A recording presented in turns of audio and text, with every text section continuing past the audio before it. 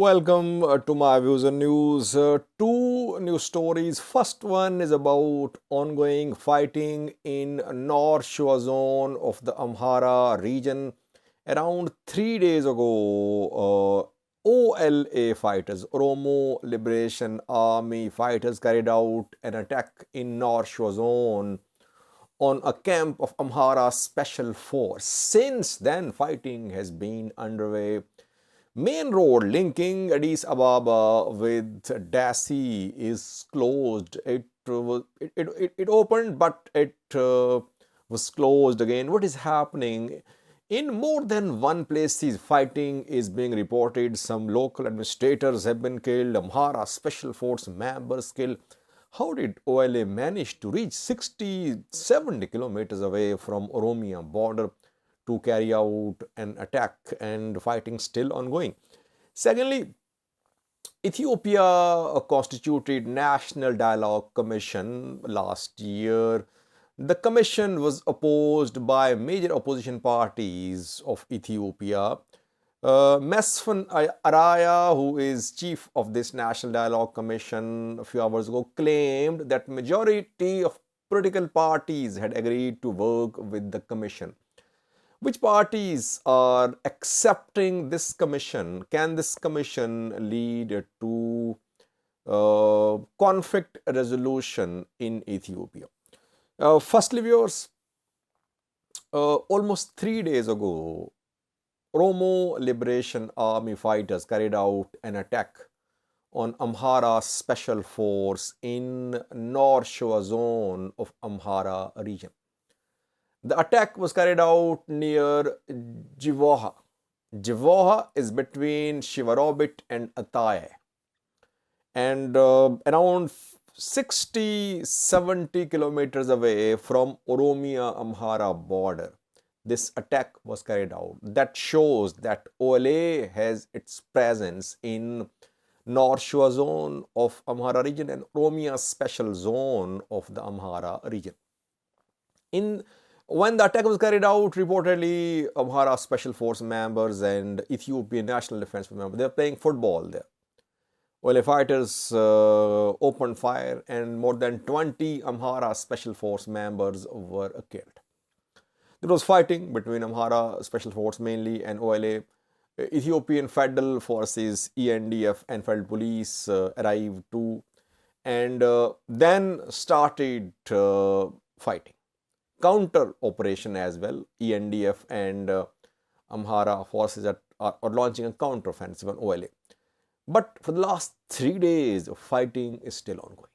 And main road, Dessie to Addis Ababa, Dessie to Debre Birhan road is almost closed.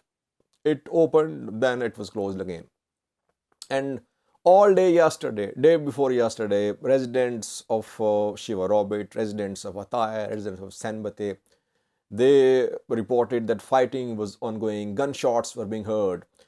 Important thing is that between Ataye and Shivarobit, in several places, this confrontation is ongoing, because people near Senbate say Senbate, there is fighting in Senbate.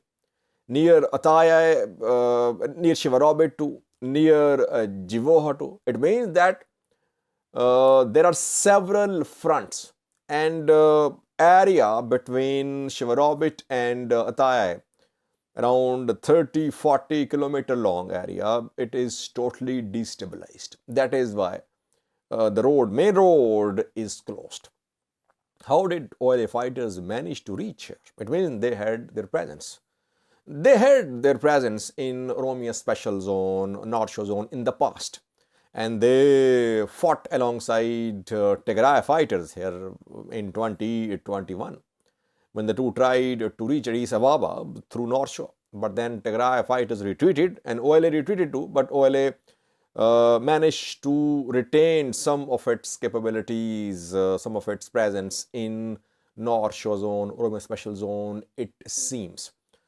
Large number of casualties is being reported, especially on the side of Amhara Special Force. Some members of federal forces have been injured too, and Jivoha Kabale administrator has been killed. Government forces are accusing OLA that OLA fighters killed Jivaha Kabale administrator.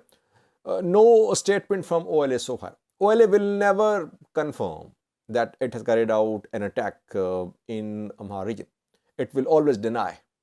Sources close to OLA, news sources backed by OLA, close to OLA, they'll say, they are saying that fighting is between local Oromo farmers and armed people and forces of the Amhara region.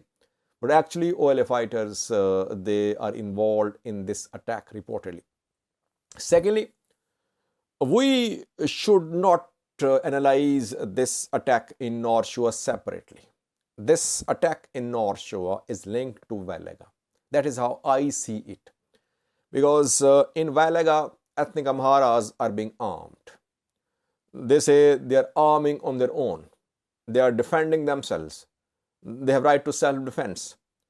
Oromia regional government trying to disarm them. It is leading to confrontation there. And OLA and Oromia government, they accuse Fano, Amhara regional government, they are arming ethnic Amharas in Valaga.